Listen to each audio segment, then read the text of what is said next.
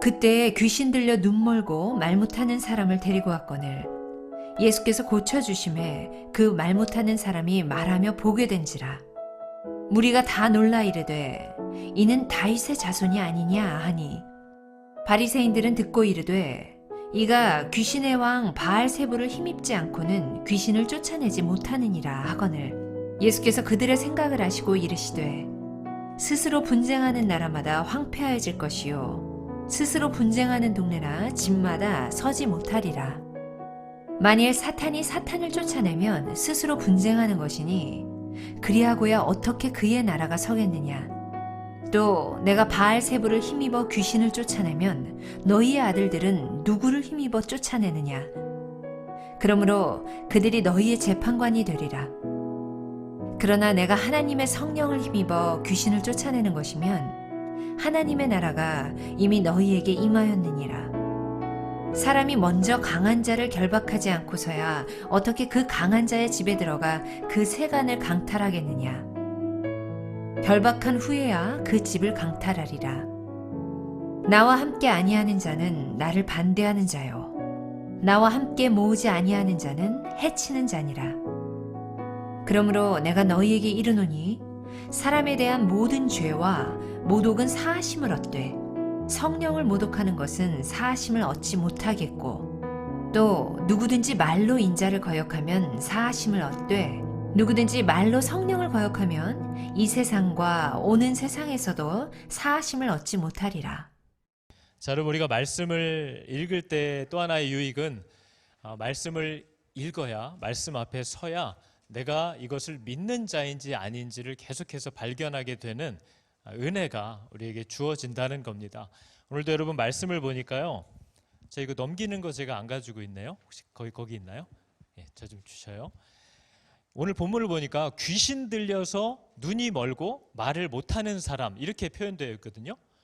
여러분, 우리가 앞을 보지 못하거나 말을 못하는 사람을 보면 저분이 장애가 있구나, 어디가 불편하구나, 유전적인 무슨 결함이 있었구나, 사고가 있었구나, 이렇게 생각하게 됩니다. 근데 오늘 말씀은 분명히 보지 못하고 말을 못하게 되는 이 원인이 귀신 들렸기 때문이라고 얘기합니다. 여러분은 이걸 어떻게 받아들이시나요?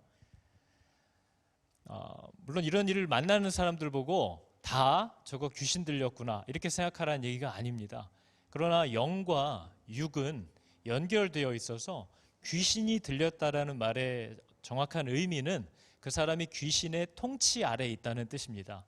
귀신의 다스림 안에 들어가 있다는 얘기예요. 그 말은 저 사람을 귀신으로부터 지켜줄 다른 통치자가 저 사람에게 없다는 말입니다. 그래서 이런 일을 당하고 있다는 거죠. 그래서 여러분, 우리는 어디가 아프던 어떤 사고를 당하던 그것을 우리 스스로 판단하면서 함부로 말을 할 것이 아니라, 그래서 날마다 매번 새롭게 늘 예수님 앞에 나아가야만 합니다. 왜냐하면 우리는 알지 못하기 때문이거든요. 이 일이 왜 이렇게 된 것인지, 그래서 이 일은 도대체 어디서부터 해결을 시작해야 되는 건지를 우리는 모릅니다. 이것을 아시는 분은 예수님밖에 없기 때문에 과거에 그걸 경험해 봤다 해도 오늘의 이 일은 또 원인이 뭔지 우리는 모릅니다. 그래서 우리는 언제나 하나님 앞에 나아가야 되는 거죠. 그래서 오늘 본문도 예수께서 고쳐주심에 그 말 못하는 사람이 말하며 보게 되었다, 이렇게 얘기를 하는 겁니다. 예수님이 어떻게 고쳤겠어요? 눈을 떠라, 이렇게 얘기하셨겠어요? 귀신을 쫓아냈다는 겁니다. 그랬더니 이 사람이 몸이 회복되었다라고 본문이 얘기하는 거죠. 이런 일을 예수님이 지금 일으키고 있으면 사람들이 되게 놀라겠죠. 어떻게 저런 일을 할 수 있을까? 이런 것들에 놀랄 텐데도 그 세대의 사람들이 그런 기적을 보면서도 예수님을 받아들이지 않는 이유는 그들 안에 있는 어떤 교만과 질투 때문입니다. 자기들의 자리가 없어질 것 같은 불안함인 거죠. 오늘도 사실 그들의 마음이 불편해진 이유는 많은 사람들이 그 기적을 보고 이런 말을 뱉었기 때문이에요. 다윗의 자손이라는 얘기를 합니다. 무리가 다 놀라 이르되 이는 다윗의 자손이 아니냐. 다윗의 자손이라는 말은 메시아라는 뜻이에요. 이분이 메시아가 아니냐, 이 얘기를 사람들이 웅성웅성하면서 다 하기 시작하니까 이 지도자들의 자기들이 스스로 백성들 위해 메시아처럼 군림하면서 그걸 즐기며 살았던 자들의 마음이 굉장히 불편해졌다는 겁니다. 그래서 이 사람들이 자기들이 생각한 메시아는 이런 메시아 아니거든요. 자기들이 또 기대하고 있는 메시아는 이런 모습 아닌 거죠. 그리고 또 자기들이 가르쳐온 메시아가 아니기 때문에 이분이 메시아라고 하는 건 자기들에 대한 모독이기도 하고, 또 예수님이 여러 차례 밝혀왔지만요, 이 바리새인들이 다 하나님의 오심을 기다리는 사람들 아닙니다. 오늘날도 교회에서 예수 믿는다고 해서 다 주님의 오실 날을 고대하고 기대하면서 살아가는 사람들이 아니라는 것과 똑같아요. 예수를 믿어도 이 땅에서 그냥 편하게 잘 살고 싶은 게 자신의 삶의 모든 이유지, 그분이 오실 날을 준비하면서 살아가는 성도라는 사람은 실제로 많지 않습니다. 이때도 똑같다는 거죠. 예수님이 여러 번 그들의 그 검은 속을 드러냈습니다.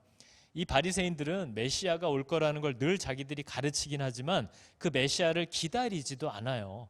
그런 자신들의 지식을 과시하고 드러내고 인정받는 삶을 그냥 좋아하는 사람들이기 때문에 그분이 와도 보지를 못하는 거고, 그 메시아가 말을 해도 알아듣지를 못하는 거죠. 그래서 예수님이 그러한 그들의 생각을 아셨다, 이렇게 얘기를 하는 거죠. 쟤네들이 나를 받아들일 마음이 없구나라는 것을 예수님이 아셨다는 거예요. 그래서 오늘 이야기를 시작하신 겁니다. 저들이 예수님을 받아들일 마음이 없으니까요, 정말 앞뒤가 안 맞는 말들을 막 뱉기 시작하는 거예요. 근데 예수님이 좀 말싸움꾼이 아니거든요. 예수님이랑 말싸움을 해서 이긴 사람이 성경에 아무도 없어요. 그래서 예수님이 그걸 보시면서 그들의 앞뒤 안 맞는 말, 질투와 분노에 눈이 가려서 말도 안 되는 말들을 그냥 막 뱉고 있는, 모함하는 거죠. 거짓말하는 거죠. 그것을 붙잡아서 그 사람들을 궁지로 몰아넣는 겁니다. 그러니까 그 사람들에게 이런 얘기를 하는 거예요. 네가 하다못해 어떤 나라, 어떤 동네, 이렇게 집과 같은 건축물들도 다 서로 연결돼 있어서 어디 한 군데만 문제가 생겨도 다 허물어진다. 지붕에 구멍 뚫리면 저게 왜 구멍이 났지? 그 정도가 아니라 글로 물이 들어오고 벽이 썩기 시작하고 벌레들이 들어오고 카펫이 눅눅해지고 집 전체에 문제가 생기는 거죠. 어디 한 군데라도 완벽하게 하나로 연합하지 않으면 다 허물어진다는 거예요. 그 얘기를 하시면서 귀신도 분쟁은 안 한다. 귀신도 자기들의 목적을 이루기 위해서는 분쟁하지 않는다. 마귀도 자기 목적을 위해서는 일사불란하게 협력한다. 그죠? 그 얘기를 하는 거예요. 서로 다 연결되어 있는 거야. 성령은 하나 되게 하는 분이지 나누는 분이 아니다. 이 얘기를 예수님이 시작을 해요. 근데 여러분, 귀신도 때로는 분쟁하는 척을 합니다. 이 시대에도 우리가 보는 무당들이 있잖아요. 누가 이렇게 귀신 들렸다 그러면 아주 불안한 불행한 일을 만난다고 하면 더 센 귀신을 찾아가서 이 귀신을 쫓아달라고 얘기하는 거죠. 그럼 마치 귀신이 귀신을 쫓아내는 것 같지만 사실은 그 둘이 합력하는 거죠. 분쟁하는 게 아니에요. 더 그들에게 마음이 묶여버리게 하기 위한 그런 사건들, 기적들을 그들도 서로 협력해서 일으킵니다. 그랬더니 이 바리새인들이 그런 표현으로 예수님이 저거 귀신이 귀신을 쫓아낸다, 이런 식으로 모함한 거죠. 그랬더니 예수님이 오늘 이런 얘기를 하신 겁니다. 내가 바알세불을 힘입어, 그들이 통상적으로 생각하는 귀신의 왕이죠. 바알세불은 집주인이라는 뜻입니다. 바알세불을 힘입어 귀신을 쫓아내는 거라면 너희의 아들들은 누구를 힘입어 쫓아내느냐? 바리새인들 가운데도 귀신을 쫓아내는 일을 하는 사람들이 있는 거예요. 근데 그들이 성령을 힘입어서 했겠느냐? 그럴 것 같지는 않습니다. 그들도 주술사들이 하는 것처럼, 무당들이 하는 것처럼 귀신의 힘을 빌려서 그 귀신 들린 자들을 쫓아내는 행위들을 했을 수도 있는 거죠. 그랬더니 예수님이 그들 가운데도 그런 일이 있다는 걸 익히 아시기 때문에 이 질문을 하신 거죠. 너희들은 이 두 가지 중에 하나의 결론을 내려야만 한다. 너희들도 그럼 나처럼 귀신의 힘을 빌려서 그런 일들을 하고 있다고 인정을 하든지, 아니면 나도 너희들처럼 하나님의 능력으로 귀신을 쫓아냈다고 하든지, 두 가지 중에 하나만 결정하라는 거예요. 그래서 너희들의 아들들 중에 귀신을 쫓아내는 일을 했던 사람들이 이 일에 대하여 재판관이 돼야 된다. 사실 나도 귀신의 힘을 빌렸습니다 라고 고백을 하든지, 저 사람도 우리처럼 하나님의 능력으로 이 일을 하는 겁니다 라고 인정을 하든지, 둘 중에 하나를 하라는 거죠. 물론 저들은 대답을 할 수가 없습니다. 어느 쪽으로 해도 불편하기 때문에요. 그래서 언제나 입을 막아버리는 얘기들을 예수님이 하시는 거죠. 그래서 이 일들에 대해서 얘기를 하면서 예수님이 하나님의 나라가 어떤 곳인지를 오늘 가르쳐 주시는 겁니다. 그러나 만일 내가 성령을 힘입어서 이 귀신을 지금 쫓아낸 거라면 하나님의 나라가 이미 너희에게 임하였느니라, 이 얘기를 합니다. 여러분, 이건 천국에 대해서 하나님이 어떤 힌트들을 보여주시는 내용이에요. 천국이 뭐죠, 여러분?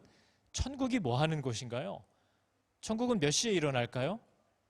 천국은 안 일어나도 될까요? 천국은 잘까요? 천국은 날씨가 어떨까요? 천국은 먹을 게 뭐가 있을까요? 천국에 대해서 늘 소망하고 나 그래도 천국 가야지 라고 말만 하지 천국이 어떤 곳인지에 대해서는 우리가 잘 모른다는 거예요. 성경이 천국에 대해서 뭐라고 얘기하는지도 사실 잘 모른다는 거죠. 엄밀히 말하면 관심이 별로 없습니다. 이 땅에서의 삶이 바빠서 그래도 지옥보단 천국이 낫겠지 그렇게만 생각하고 살지 천국을 소망하고 기다리면서 사는 사람이 사실 별로 없다는 거죠.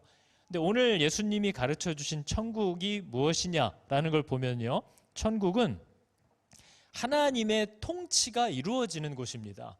오늘 예수님이 귀신 들려서 저런 병에 걸린 사람들을 그 귀신을 쫓아내 주셨다 이렇게 얘기를 하잖아요. 귀신 들렸다는 말은요, 귀신의 통치를 받고 있다는 뜻이에요.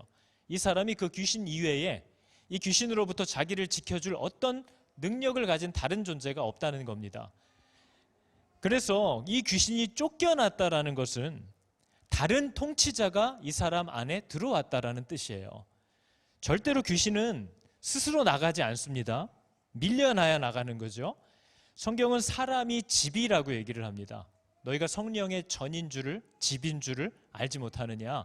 저와 여러분들은요, 이 육신은 성령이 머무는 장소로 창조된 공간이에요. 사람을 집이라고 표현합니다. 근데 이 집은 절대로 비어 있을 수가 없어요. 이 집은 반드시 무언가가 들어와서 살려고 합니다. 근데 그게 예수 그리스도일 경우에는 그 다른 어떤 것도 들어올 수 없지만 만약에 이 집에 하나님이 들어와 계시지 않으면 다른 것들이 반드시 들어온다라고 성경은 얘기합니다. 그래서 여러분 못 느끼시겠죠? 잘 안 느껴지죠? 누가 내 안에 들어와 있는지. 근데 내가 만약 예수 그리스도를 나의 주인으로 모셔드린 적이 없다면 여러분 안에는 반드시 그게 들어가 있는 겁니다. 예외가 없어요. 절대로 예외가 없어요. 비어있는 일은 없어요. 그래서 야고보서 4장 7절이 이 얘기를 하는 겁니다. 그런즉 너희는 하나님께 복종할지어다. 하나님의 다스림에 순종하라는 거예요. 마귀를 대적하라. 그리하면 그가 너희에게서 도망하리라. 마귀를 대적하라라는 말과 하나님께 복종할지어다라는 말이 같은 말입니다. 하나님께 복종하는 것이 곧 마귀를 대적하는 일이라는 거예요. 왜냐하면 나는 하나님의 다스림을 이제 받을 거라는 선언은 더 이상 너의 다스림을 받지 않겠다는 선언과 같기 때문에 하나님께 순종하는 사람은 절대로 마귀가 그 사람을 다스리지 못합니다. 그래서 마귀를 대적하는 건 하나님께 순종하는 삶도 안 살면서 예수의 이름으로 명하노니 떠나갈지어다 하면 마귀가 막 깜짝 놀라는 게 아니에요. 마귀는 하나님께 순종하는 자를 건드리지 못해요. 마귀는 하나님의 통치 아래에 있는 사람들을 건드리지 못합니다. 그게 중요한 거죠. 그래서 예수님이 나타나기만 해도 마귀들이 다윗의 자손 예수요, 왜 여기 나타나서 우리를 괴롭히십니까? 하고 자기들이 먼저 말을 걸어와요. 그분이 나타났기 때문에 그래요. 그래서 여러분, 마귀를 쫓아낸다라는 건 어떤 주술을 얘기하는 게 아니고요, 어떤 주술 문장을 얘기하는 것도 아니에요. 예수의 이름을 무슨 주문처럼 외우면 마귀가 쫓겨날까요? 우리가 바울 사건에서도 봤지만요, 바울이 예수의 이름으로 귀신을 쫓아냈더니 다른 사람들도 그걸 흉내냈다는 거죠. 예수의 이름으로, 예수의 이름으로. 그랬더니 귀신 들린 자가 그 사람을 덮쳐가지고 내가 바울도 알고 예수 그리스도 아는데 너는 누구냐 하면서 옷을 찢어버렸다는 거죠. 주문으로 쫓는 게 아닙니다. 그리스도의 다스림을 받는 사람들에게 마귀가 대적하지 못해요. 그의 주인이 누구인지를 알고 있기 때문입니다. 여러분, 이 사실을 꼭 기억하시기 바랍니다. 그래서 나를 둘러싸고 있는 모든 악한 세력들에 대한 전쟁은 더 힘써 그리스도께 복종하는 것으로 시작하는 겁니다. 그게 우리가 싸워야 할 전쟁인 거죠. 그래서 하나님께 복종한다라는 건 그분이 이 집의 주인이 되셨다라는 뜻이에요. 그래서 우리가 잘 아는 마태복음 12장, 이제 우리가 내일 모레 읽을 본문입니다. 그 본문에 보면 이런 얘기가 나와 있죠. 더러운 귀신이 사람에게서 나갔대요. 저건 자연적으로 일어나는 일이 아닙니다. 무슨 일이 있었던 거예요, 저 사람에게. 근데 그 귀신이 아무리 돌아다녀도 머물 곳을 찾지 못한 거죠. 그래서 다시 말하기를 내가 나온 내 집으로 돌아가리라 하고 다시 가보니까 그 집이 비고 청소되고 수리되었거늘 이에 가서 저보다 더 악한 귀신 7을 데리고 들어가서 거하니 그 사람의 나중 형편이 그 전보다 더 심하게 되었느니라. 이 악한 세대가 또한 이렇게 되리라. 이 얘기를 예수님이 하십니다. 마귀가 쫓겨났어요. 그 말은 앞에 무슨 일이 있었다는 거예요. 그래서 이 마귀가 다시 그 집에 어떻게 하면 들어갈 수 없을까 하고 찾아왔더니 그 집이 청소되고 수리되었대요. 그 말은 그리스도의 은혜가 그 사람에게 임했다는 뜻입니다. 근데 문제는 뭐예요? 청소되고 수리되었어요. 은혜를 받았는데 그 집이 비어 있다는 겁니다. 하나님의 은혜를 경험하고 고침을 받고 치유를 받고 그 마음에 시달리던 어두움이 떠나가는 은혜를 받았는데도 그분을, 그 은혜 베풀어 주신 분을 나의 주인으로 받아들이지 않았다는 거예요. 그래서 그 집이 비어 있다는 거예요. 그랬더니 더 데리고 들어갔다는 거죠. 그래서 오히려 옛날 형편이 지금보다 훨씬 낫다. 더 악해질 거라는 거죠. 이 얘기를 예수님이 하신 이유는 저 마지막 문장을 얘기하려고 한 겁니다. 비유죠. 이 악한 세대가 이렇게 될 거라는 거예요. 내가 많은 은혜를 부어주어서 너희들을 사로잡고 공격하는 모든 악한 영들로부터 너를 고쳐주고 지켜주고 함께해 주었는데 그 은혜를 받아놓고도 하나님을, 그리스도를 너의 주인으로 받아들이지 않고 집을 비워놓고 살아가기 때문에 네 나중 형편은 지금보다 더 어려워질 거다. 이 악한 세대가 그렇게 될 거다. 여러분, 이것을 기억해야 됩니다. 우리가 하나님께 은혜 받았다고 얘기하죠. 나 은혜 받았어. 나 하나님이 세상에 이렇게 응답해 주셨어. 그거 중요해요. 그런데 더 중요한 건 뭐냐면요, 그 은혜를 받았다면 이제 그분을 나의 주인으로, 그분을 나의 창조주로, 나의 통치자로, 내가 복종해야 될 분으로 모셔야 한다는 겁니다. 그런데 청소되고 수리됐는데 집이 비어 있다는 거예요. 그게 이 악한 세대의 요즘 현실이라는 거예요. 하나님이 지금도 은혜를 계속 주고 있어요. 하나님, 내 아이가 문제를 일으켜요. 그것도 해결해 줬어요. 아이가 안 생겨요. 시집 장가는 언제 가요? 하나님, 몸이 건강했으면 좋겠어요. 하나님, 이번 일만 잘 풀렸으면 좋겠어요. 계속해서 하나님이 은혜를 줘요. 그런데 그분을 주인으로 모시진 않는 이 악한 세대의 마지막이 저와 같을 거라는 겁니다. 더 힘들어질 거다, 더 어려워질 거다, 더 처참해질 거다 하는 것을 얘기하고 계시다는 거죠. 그래서 여러분, 하나님께 복종한다라는 것에 대해서 성경이 여러 가지로 얘기합니다. 에베소서 6장 11절을 보면요, 복종한다는 것이 무슨 뜻인지를 이렇게 얘기해요. 안 넘어가집니다. 하나만 넘겨주세요. 네, 너희가 마귀의 아주 간략한 계획을 능히 대적하며 서기 위해 하나님의 전신갑주를 입으라. 저게 그리스도께 복종하라는 말입니다. 전신갑주가 뭐예요? 진리의 허리띠를 매래요. 진리는 예수 그리스도를 얘기합니다. 구원의 투구를 쓰래요. 예수 그리스도를 얘기하는 거예요. 의의 흉배를 붙이래요. 예수 그리스도를 얘기하는 거예요. 성령의 검을 들으래요.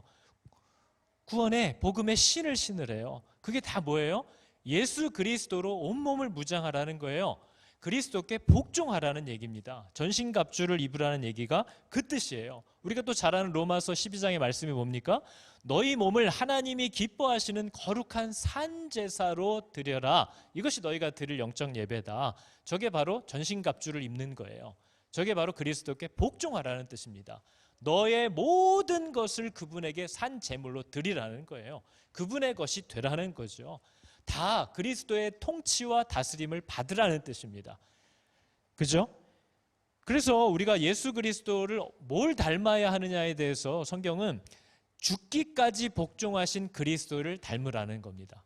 죽기까지 복종하신 것이 그리스도가 하신 일이고 우리가 닮아야 하는 거예요. 그게 뭐냐면 하나님의 통치와 다스림 안에 죽기까지 머무르는 싸움인 거죠.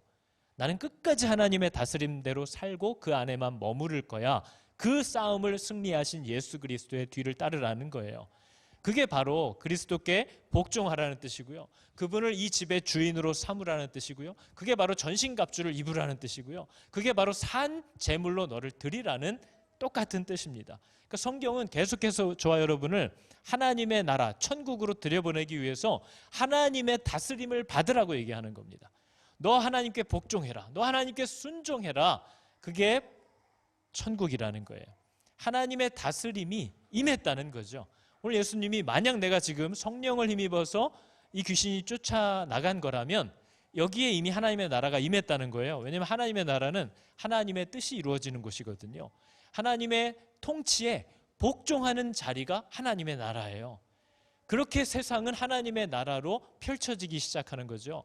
하나님을 모르던 사람이 자기 집에서 하나님의 말씀대로 순종하려고 아내에게, 남편에게, 자식들에게 하나님의 방법대로 말을 하기 시작했어요. 그러면 이미 그 가정에 하나님의 나라가 들어가기 시작했다는 거예요. 왜냐하면 그 사람이 하나님의 다스림을 받기 시작하니까요. 술 한잔 하러 나와라. 아유, 나 이제 안 하려고. 나 이제 하나님의 뜻대로 한번 살아보려고. 그 사람 주위에 하나님의 나라가 임하기 시작했다는 거예요. 왜냐하면 그 사람이 이제 세상의 말과 세상의 뜻대로 살아가는 게 아니라 하나님의 뜻대로 살으려고 순종하기 시작하기 때문에 그 사람의 주변에 이미 하나님의 나라가 임했다는 거죠. 하나님의 나라는 그런 곳입니다. 그분의 선한 뜻이 복종되고 순종되고 이루어지는 곳을 하나님의 나라라고 얘기하는 거예요. 그래서 여러분 오늘 본문은 하나님의 다스림을 받지 않으려는 사람들에게 지금 예수님이 천국을, 하나님의 통치를 받는 그 나라로 그들을 계속 부르는 겁니다. 너희들도 하나님께 복종함으로 천국 백성이 되라는 거예요. 하나님의 나라로 들어오라는 거죠. 그래서 이 본문을 보면요, 손을 아무리 내밀어줘도 이걸 잡으려고 하지 않는 사람들을 향해서 예수님이 계속 구애를, 이 사랑을 베푸시는 모습 같아요. 근데 여러분 마태복음은요 좀 다른 복음서입니다. 다른 복음서들과 마태복음의 다른 특징은 대상이 다르다는 거예요. 누가복음 같이 이방인들, 안 믿는 사람들을 대상으로 한 성경을 한번 보세요. 누가복음. 그러면 마태복음에 나오는 기록들이 비슷하게 있는데 거기는 혼내거나 시비 거는 내용이 거의 없습니다. 왜냐하면 그들은 다 이미 자기들이 천국 백성 아닌 줄 알고 있는 자들이에요. 세리, 창녀, 이방인들. 우리한테도 그분이 손을 내미시나요? 이렇게 물어보는 자들이에요. 그래서 누가복음은요, 복음을 전했을 때 누구든지 손만 내밀면 오늘 네가 나랑 낙원에 있는 거야 라고 얘기해 주시는 책이에요. 누가복음은 누구한테도 시비를 안 걸어요. 왜냐하면 자기가 이미 죄인이라고 알고 있는 자들에게 선포되는 복음이기 때문에 그래요. 근데 마태복음은 완전히 다릅니다. 마태복음은요, 자기가 구원받았다고 얘기하고 다니는 사람들이에요. 마태복음은 저것들은 다 지옥 땔감으로 하나님이 만든 거고 나는 천국으로 들어가려고 이미 선택받은 자라고 에헴 하고 다니는 사람들에게 주시는 말씀이에요. 그래서 마태복음은 그들의 신앙 고백을 곧이곧대로 안 받아들여요. 내가 죽기까지 예수님을 따라갈 겁니다. 그러면 꼭 시비를 걸어요. 아닐걸? 안 될걸? 내가 이것만 얼른 처리하고 따라가겠습니다. 그럼 너 안 올 거야. 그렇게 해서는 못 따라와. 그렇게 쟁기를 잡고 뒤를 이렇게 돌아보는 애들은 나한테 못 와. 계속 그런 얘기를 하는 책이 마태복음이에요. 왜냐하면 그들은 자기가 예수가 필요하다라는 사실을 몰라요. 이미 자기가 예수님하고 되게 베스트 프렌드인 줄 알아요. 그래서 그들한테는 예수님이 계속 시비를 겁니다. 그래서 여러분 내일의 본문도 이 얘기가 나오는 거예요. 저 본문을 헷갈려 하시는 분들이 있어요. 저걸 보면서 이거 뭐야? 구원 받아도 취소되는 거야? 이런 거 갖고 또 어려워하는 분들이 있어요. 근데 마태복음이 기록 목적이 뭔지를 알아야 돼요. 내일 본문을 보시면 저렇게 되어 있습니다. 그러므로 내가 너희에게 이르노니 이 맨날 구원받았다고 헛소리하면서 지 맘대로 사는 너희들아, 사람에 대한 모든 죄와 모독은 다 용서함을 받을 수 있대요. 근데 성령을 모독하는 건 용서받지 못한대요. 심지어는 사람 정도가 아니라 누구든지 말로 인자를, 예수님을 거역하는 것도 용서를 받을 수 있대요. 근데 누구든지 말로라도 성령을 거역하는 건 이 세상과 오는 세상에서도 용서를 받지 못할 거래요. 그러니까 저걸 간단하게 요약하면 이런 거죠. 사람에 대한 모든 종류의 죄는 다 용서 가능. 근데 성령에 대한 죄는 용서 불가능. 예수님을 거역하는 모든 죄에 대해서도 용서 가능. 근데 성령을 거역하는 건 용서 불가능. 이게 뭐가 차이일까요, 여러분? 무슨 차이일까요? 예수님은요, 여러분 성령을 받는다는 건요, 이미 구원을 받았다는 뜻이에요. 성령을 받았다는 건. 근데 성령을 받기 전에는 그리스도가 누군지를 스스로 알 수가 없어요. 그래서 예수님은 십자가에서 돌아가실 때도 그 자기를 못 박으라고 난리치고 모욕하는 자들을 보면서 하나님, 저들을 용서해 주십시오. 저들이 뭘 하는지를 아직 모릅니다. 그래서 용서받을 수 있어요. 그죠? 근데 여러분, 성령을 받은 후로는요, 자기들이 뭘 하는 줄 알아요. 성령이 들어온 사람은 자기가 지금 하는 일이 뭘 하는지를 알아요. 다시 그리스도를 못 받고 그분을 내 부하처럼 바닥에 패대기 치는 행동이라는 걸 이제는 알아요. 용서 불가능. 그래서 이 얘기를 들은 유대인들의 마음이 되게 힘들겠죠? 뭐야? 그럼 조금 행동 잘못하면 이거 구원 취소되는 거야? 이런 불안감을 엄청 조성하겠죠? 그래서 베드로가 사도행전에서도 저 얘기를 했거든요. 베드로가 가로되 너희가 회개하여 각각, 엄마가 믿으니까, 내 남편이 믿으니까 이런 거 없어요. 각각입니다. 회개하여 각각 예수 그리스도의 이름으로 세례를 받고 죄 사함을 얻으라. 그리하면, 그 일이 이루어지고 나면 성령을 선물로 받으리니. 그 성령을 선물로 받았다라고 고백하는 사람들은 자기가 정말 예수 그리스도를 주인으로 받아들인 거고 자기 뜻대로 살던 모든 방식에서 다 돌이켰다는 뜻입니다. 그분만을 따라 살기로 결정했고 그걸 좋아하는 자가 되었다는 뜻이에요. 성령을 받았다는 건. 그런데 저는 교회 안에서도 하나님의 뜻대로 살기를 원해요? 하나님의 말씀이라면 정말 따라가기를 원하십니까? 그건 아니에요. 그런데 성령을 받았다고 하는 특이한 분들을 봅니다. 하나님을 따라 살 마음도 없는데 어떻게 성령을 받을 수가 있죠? 성령은 그렇게 주시는 게 아닌데요. 그 얘기를 베드로가 하는 거예요. 회개했다는 건 완전히 자신의 방식대로 살던 거에서 돌이키려고 마음을 먹었다는 겁니다. 그리고 그분의 뜻대로만 살기로 결정했다는 거죠. 세례를 받았다는 건 그걸 도장 찍었다는 겁니다. 난 죽었어. 난 이렇게 죽었고 이제는 내 남은 삶은 그리스도께서 사시는 거야.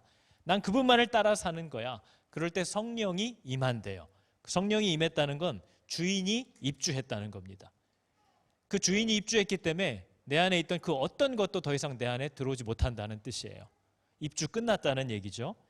그래서 그런 얘기를 한다는 건 뭐냐면요, 그렇게 성령이 내 안에 들어왔는데 하나님을, 내가 주인으로 모신 그분을, 물론 여러분 순종하다 보면 힘들어요. 하기 싫을 때도 있어요. 지난주도 얘기했어요. 내가 이거 못할 것 같아요. 할 수 있어요. 그러나 하나님, 난 이런 건 안 해요. 이런 건 있을 수 없어요. 하려고 하지만 힘들고 괴로운 건 있을 수 있지만 이런 건 할 수 없어요. 이런 거 하려고 하는 거 아니에요 하고 자기가 따질 수는 없어요. 그거는 예수를 믿는 거 아니에요. 성령을 받았는데도 하나님의 뜻을 의도적으로 지속적으로 거절하고 무관심해하면서 산다라는 것은 기회가 없다는 거예요. 그 말은 그 사람이 예수를 믿은 적이 없을 수도 있다는 뜻입니다. 왜냐하면 성령이 들어온다면 절대 그런 일이 가능하지 않거든요. 내가 실수는 할 수 있지만 다 이렇게 사는 거지 뭐. 세상 다 이렇게, 지나가는 사람 자꾸 물어봐. 다 이렇게 사는 거지. 뭐 예수님이 이렇게 얘기를 했다고 꼭 그걸 따라 살아야 돼? 이런 사람은 성령이 그 안에 들어간 적이 없어요. 그렇게 하나님을 의도적으로 거절하고 살 수 있는 능력은 성령이 안에 들어와 있는 사람은 절대 발휘할 수가 없습니다. 늘 이렇게 살아야 되는데, 이게 맞는 건데 하나님 날 도와주세요, 이렇게 되지. 요즘 누가 그렇게 해? 이렇게 못합니다. 누가 그렇게 살아? 그런 생각하지 못해요. 그래서 여러분 마태복음 18장에 보면요, 베드로가 자기도 궁금한 거죠. 예수님 용서하라고 하시는데 몇 번까지 용서해야 되나요? 물어봤어요. 너무 잘 아는 얘기잖아요. 그때 예수님이 답이 뭐였어요? 몇 번 용서하래요? 끝까지 용서하라는 뜻이에요. 끝까지 용서해야 된대요. 근데 예수님이 그 얘기를 한 후에 딱 하나 특이한, 용서받지 못하는 죄 하나를 예수님이 얘기합니다. 뭐든지 끝까지 용서해야 된다. 그런데 용서받을 수 없는 죄가 딱 하나가 있다 하면서 가르쳐 주시는 게 있거든요. 그게 뭘까요, 여러분? 어떤 죄가 용서를 못 받을까요? 회개하지 않는 거 용서 못 받는데요. 그러면서 예수님이 이 얘기를 합니다. 네 형제가 죄를 범하거든, 범할 수 있죠. 죄를 범하거든 가서 너와 그 사람과만 만나서 얘기해라. 듣지 않거든 한두 사람을 데리고 가서 말마다 증참케, 증인이 되게 해라. 이렇게 했잖아요. 이렇게 해야 되는데 그렇게 하셨잖아요. 다 증거를 대게 하래요. 그래도 듣지 않는데요. 그러면 교회에 말하여 책망을 해라. 그래도 교회의 말도 듣지 않거든. 뭐래요? 아, 얘 예수 믿는 애가 아니었구나. 얘 이방인이구나. 세리였구나. 그렇게 여기라는 거예요. 저 얘기를 하는 이유가 뭡니까? 정말 성령이 그 안에 들어온 사람은 하나님의 말씀을 근거로 권면하는 것들을 힘들어하고 괴로워하고 자존심 상해할 수 있지만 저렇게 지속적이고 반복적으로 거절할 수는 없다는 거예요. 저럴 수 있다면 성령이 없다는 겁니다. 그 얘기를 하는 거죠. 그래서 여러분, 하나님의 다스리심 앞에 끝까지 굴복하지 않는 자들은 그냥 이방인과 세리같이 여겨라 얘기하시는 이유는 하나님의 다스림을 저렇게 끝까지 안 받으려고 하는 자들을 결코 구원받은 자라고 여길 수 없다는 겁니다. 성령이 그 안에 계시면 결코 그런 일을 가능하게 하지 못한다는 거죠. 그래서 오늘 본문에 마태복음에 이 얘기를 하는 거예요. 나와 함께 아니하는 자는 나를 반대하는 자고 나와 함께 모으지 않는 자는 다 흩어버리는 자다. 입으로는 무슨 말을 할지라도 하나님과 함께 하려고 하지 않는 자들은 나와 함께 하는 자 아니라는 거예요. 내 안에 있는 자들 아니라는 거예요. 오히려 나를 거역하고 나를 방해하는 역할을 하는 자들이 될 거라는 걸 얘기하는 거죠. 그래서 여러분 요한복음 10장을 보면요, 예수님은 내 양은 내 음성을 듣는다 이렇게만 얘기하면 참 편하겠어요. 근데 10장은요, 내 양은 내 음성을 들으며 나는 저희를 알며 저희는 나를 어떻게 한대요? 따르느니라예요. 그분의 양은 그분을 따라요. 그분의 말만 듣는 거 아닙니다. 그분의 양들은 그분을 따른대요. 그게 예수님이 가르쳐 주신 내 양의 증거예요. 내 양은 나를 따라온대요. 히브리서 10장도 비슷한 얘기를 합니다. 우리가 진리를 아는 지식을 받았대요. 성령을 받은 거죠. 진리를 아는 지식을 받은 후 짐짓 죄를 범한 즉 다시 속죄하는 제사가 없대요. 저 짐짓이라는 단어가 뭐냐면요, 고의적이라는 뜻이고 의도적이라는 뜻입니다. 하나님의 뜻을 아는 지식, 그리고 그분을 기뻐하는 구원의 생명을 받은 자들이 의도적으로 고의적으로 그분을 거절하고 거역하고 반역하면서 살아갈 수 없다는 거예요. 그래서 그러한 자들에게는 다시 용서받게 할 제사가 없다라는 말은 엄밀히 말하면 저는 그냥 여러분들이 예수를 잘 믿었어도 까불면 끊어질 수도 있구나, 차라리 이렇게 이해하는 게 더 좋으실 거예요. 그게 차라리 우리에게 유익합니다. 그러나 저 말의 내용은 다시 속죄하는 제사가 없다라는 건 그 사람이 구원을 받은 적이 없다는 얘기입니다. 어떻게 구원을 하겠어요? 구원 받은 적도 없는 사람을 어떻게 취소를 합니까? 원래 받은 적이 없는 사람인데 원래 하나님께 순종할 마음이 그 사람 안에 들어와 있지 않은 자들이라는 거죠. 그래서 아까 얘기했듯이 여러분, 바울이 고백했잖아요. 바울의 우리가 이 고백을, 바울은 그냥 힘들어서 무심결에 한마디 한 건데 이걸 저희들이 얼마나 많이 우려먹는지 몰라요. 바울이 했던 얘기가 뭐였어요? 하나님을 주인으로 내가 모셨지만 지금도 여전히 내 마음에 이 두 마음이 싸운다는 거예요. 여전히 내가 하나님의 법을 즐거워하는 마음이 여기 있고 죄의 법을 즐거워하는 마음이 요 안에 같이 있다. 괴로워 죽겠다. 이 사망의 몸에서 누가 나를 건져낼고 했더니 다들 신나가지고 나 바울인가 봐. 나 바울인가 봐. 쟤도 나랑 똑같네. 이 정도는 그럼 다 그렇다는 거네. 근데 여러분, 바울이 이 두 마음으로 싸울 때 어느 마음을 따라갔습니까? 바울은 지금 괴롭다는 거지 순종 안 하겠다는 거 아니에요. 두 마음 때문에 괴롭다. 오늘은 이 마음, 내일은 저 마음, 이랬나요, 바울이? 나는 이런 마음이 나를 날마다 괴롭히지만 나는 내가 아직도 도착했다고 생각하지 않고 이 표대를 향하여 날마다 달려갈 거다. 지금 내가 당하는 이런 고난과 어려움과 갈등은 장차 다가올 영광과 비교할 수도 없다 하면서 자기를 늘 다잡으면서 달려갔지, 바울이 헷갈리고 마음이 싱숭생숭하네 하고 왔다 갔다 살았던 사람 아니에요. 현실은 이렇지만 내 안에 계신 성령은 나를 그렇게 가도록 내버려두지 않는다 하고 달려가는 사람이에요. 그게 그 안에 성령이 있다는 증거고 성령을 받은 자들의 열매라고 얘기하는 겁니다. 그래서 우리 믿음의 선조들이 했던 얘기 중에 이런 거예요. 우리는 내가 하나님의 뜻대로 순종한다고 해서 구원받는 거 아니에요. 구원은 그렇게 받은 거 아닙니다. 구원은 은혜로 받는 거예요. 그러나 우리들의 마음에는 이런 부담이 있어야 된다는 거예요. 마치 구원을 받은 자들에게서는요, 나는 반드시 거룩해져야 한다는 열망과 두려움이 나타난다는 거죠. 와, 내가 이렇게 이거 정말 내 안에 생명이 있는 거 맞아?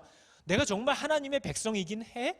내가 어떻게 이렇게 하고 살 수 있어? 그걸 괴로워하고 자기가 정말 그 생명에서 끊어질 것처럼 또는 끊어져야 마땅할 것 같은 괴로움과 두려움을 가지고 산다는 거예요. 생명이 있는 자들은 결코 다 그러지 뭐 못 살아요.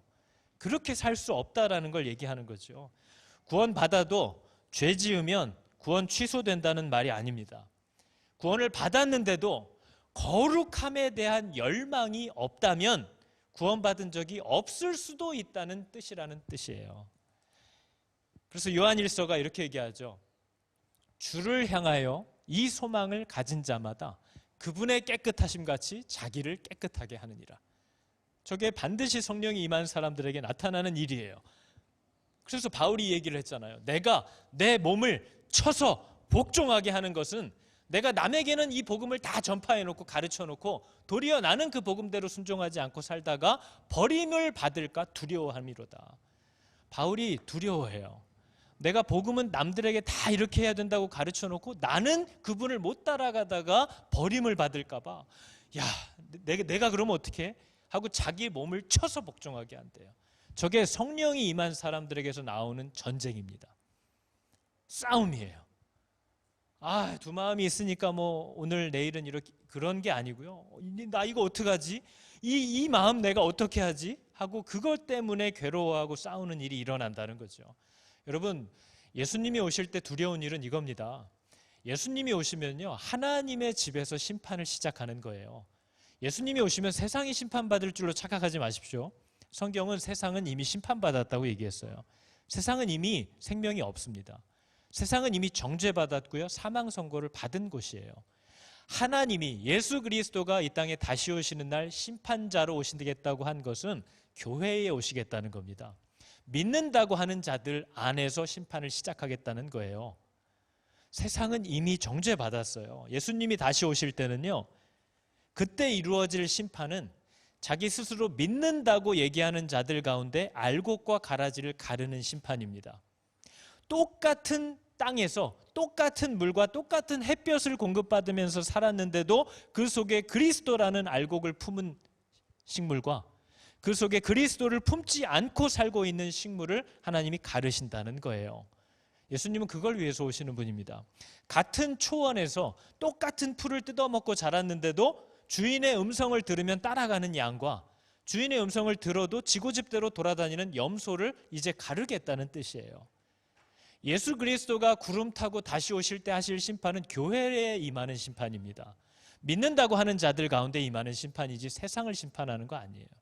우리가 그들을 긍휼히 여기는 것은 그들이 이미 죽었기 때문입니다. 그 죽은 자들을 지금도 불러내서 살리고 있는 그 하나님의 사역에 우리가 그래서 내 생명을 드리려고 하는 거죠. 그러나 우리가 두려워해야 될 심판은 우리 가운데 임할 심판입니다. 하나님의 집, 그 안에서 이루어질 심판을 우리는 준비해야 되는 거죠. 예수를 주인으로 영접했대요. 근데 저는 오늘날 많은 성도들이 자기가 예수 믿는다는 말이 무슨 뜻인지 모른다고 생각합니다.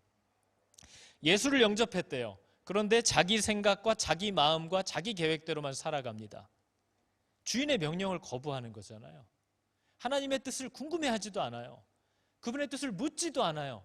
심지어 그분의 뜻을 알아도 순종할 마음은 없습니다. 그게 바로 당신은 나의 주인이 아니라고 진심으로 고백하는 행위들입니다.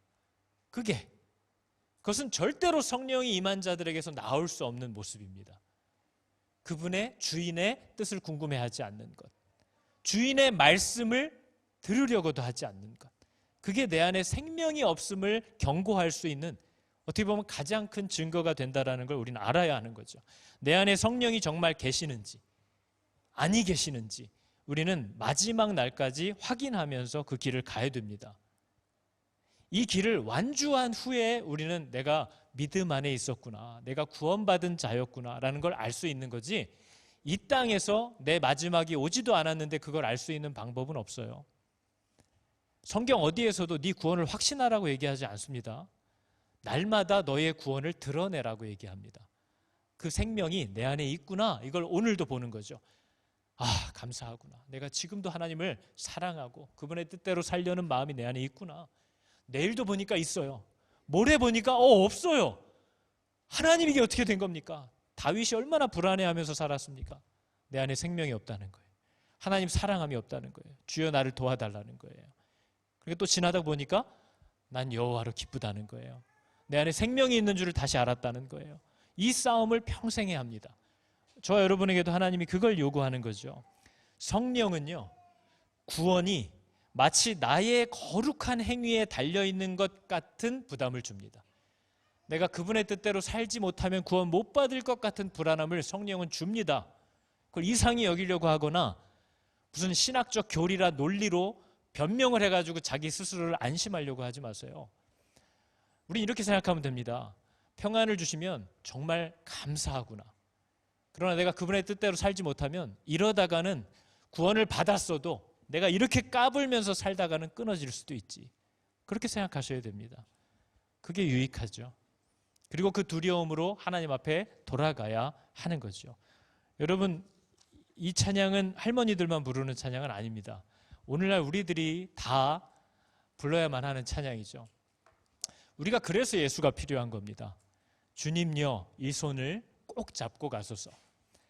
약하고 피곤한 이 몸을 폭풍 후 흑암 속 해치사 빛으로 손잡고 날 인도하소서. 여러분, 우리가 예수 그리스도가 필요하다라는 사실을 예수님이 오셨을 때에도 자격 없는 자들만 그걸 알았습니다. 그러나 그때 예수를 좀 믿는다 하는 자들은 누구도 예수를 필요하다고 생각하지 않습니다. 근데 저와 여러분이 그렇죠? 예수가 정말 필요 없는 사람처럼 살지 않습니까? 예수 없어도 잘 살고 계시죠? 아버지 한 번도 불러본 적 없이 한 주, 한 달 잘 살고 계시죠? 그 대단한 능력입니다. 그것도 성령이 있다면 정말 신기한 능력인 거죠. 어떻게 그럴 수가 있을까? 어떻게 그분을 의지하지 않을 수 있을까? 어떻게 그분에게 묻지 않을 수 있을까? 어떻게 그분에게 들으려고 하지 않을 수 있을까? 고민해 봐야 되는 거죠. 저는 오늘날 교회들은 좀 두려워했으면 좋겠습니다.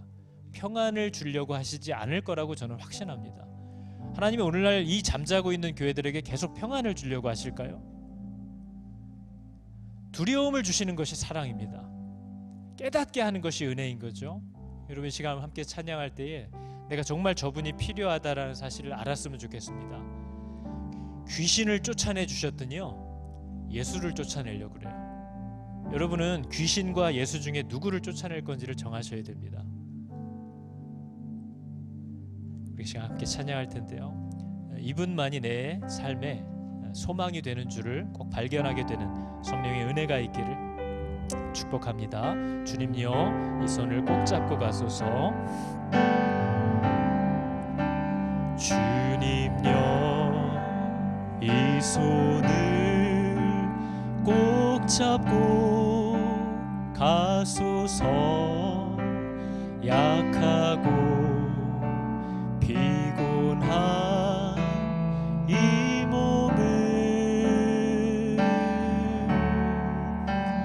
폭풍 후 흑암 속 해치사 빛으로 손잡고 날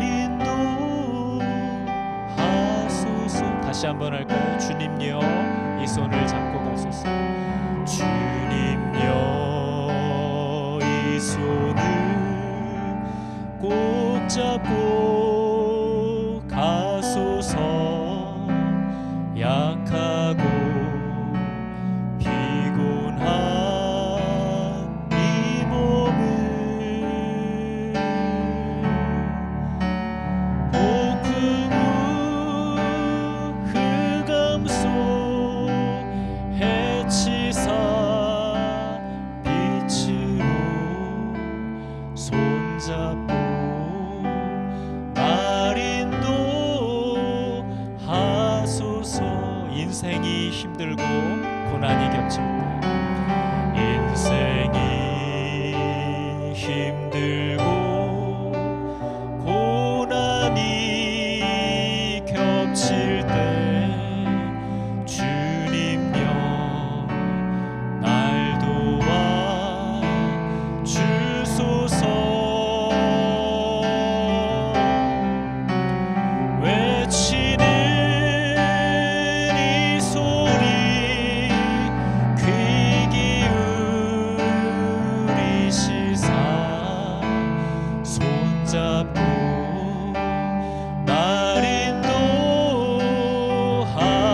인생이 힘들고 고난이 겹칠 때, 인생이 힘들고 고난이 겹칠 때 주님여 날 도와 주소서. 외치는 이 소리 귀 기울이시사 손잡고 날 인도하. 외치는 이 소리 귀 기울이사. 외치는 이 소리 귀 기울이시사 손잡고 날 인도하소서.